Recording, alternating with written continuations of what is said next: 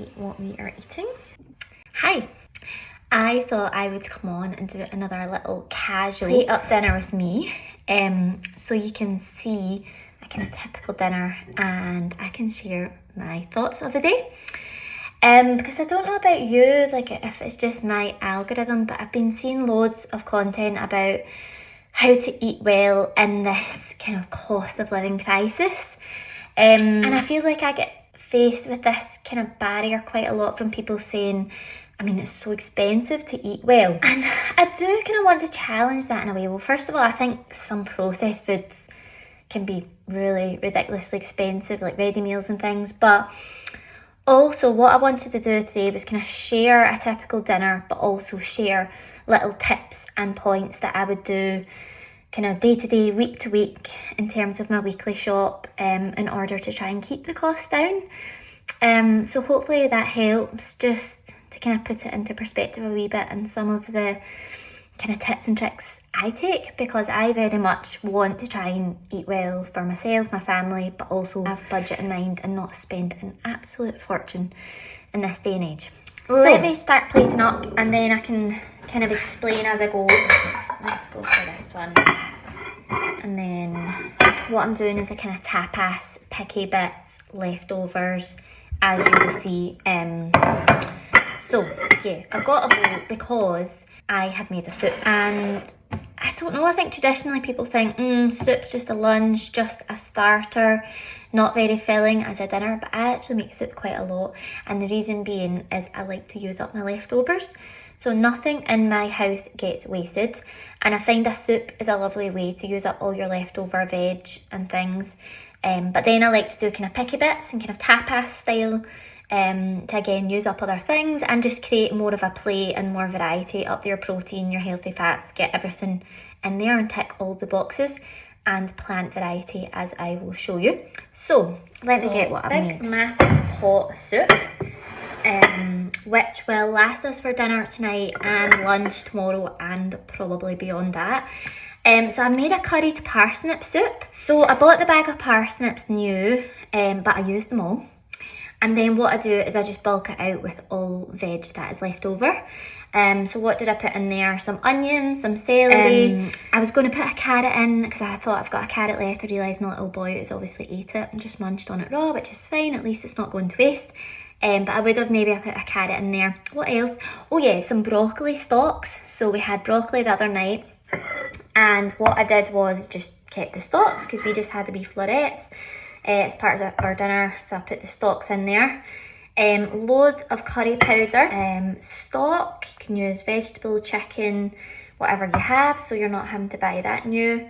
A little handful of lentils. I've always got lentils in a jar, so I will do a little shot at the end so you can see this properly.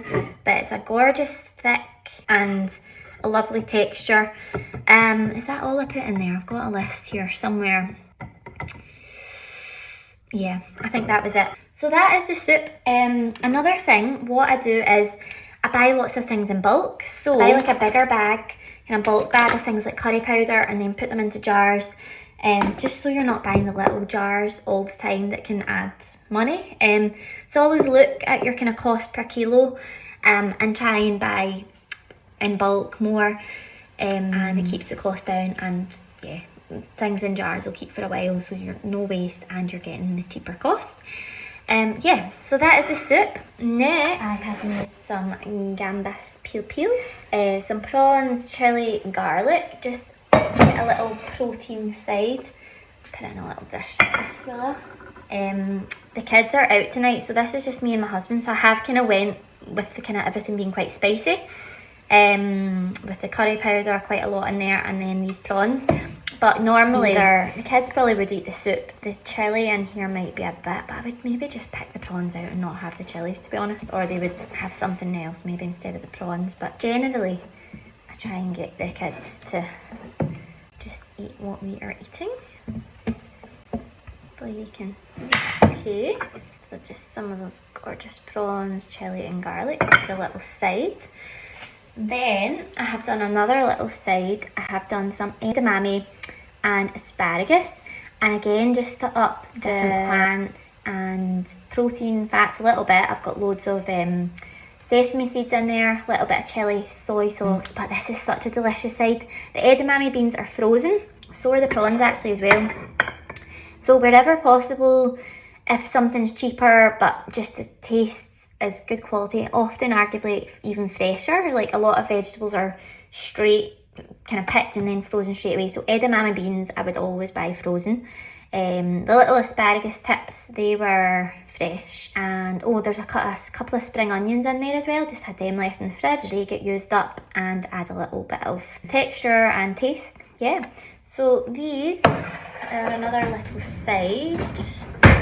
Let me get another little dish. I'll go one of these with a spoon.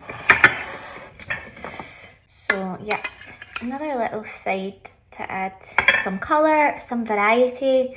I always talk about variety. So good for your gut health, because all these different plants provide different sources of fibre, different prebiotics, and they feed your gut health. And the more variety we have in our diet, the better that translates into the variety of the gut bacteria. So week to week, I'm always trying to think, right, what have we not had in a while? How can I add variety or colour to my plate? And I think at the end of this, I think I counted that this meal itself has like 14 different plants, because your herbs, your spices, your garlic, everything counts. So yeah, can't really go wrong with 14 plants for your midweek dinner, can you? So soup, prawns, edamame, and then I just made just did this in the air fryer. I'll pick it out so you can see. Just a sourdough side. If we're having bread, I'll usually try and get sourdough, and I had some feta cheese left in the fridge, half a pack. Again, nothing goes to waste, so we had that on Sunday, so I wanted to use up the rest of it. Sourdough toast with like garlic, butter, you can buy or make yourself, just crushed garlic and butter.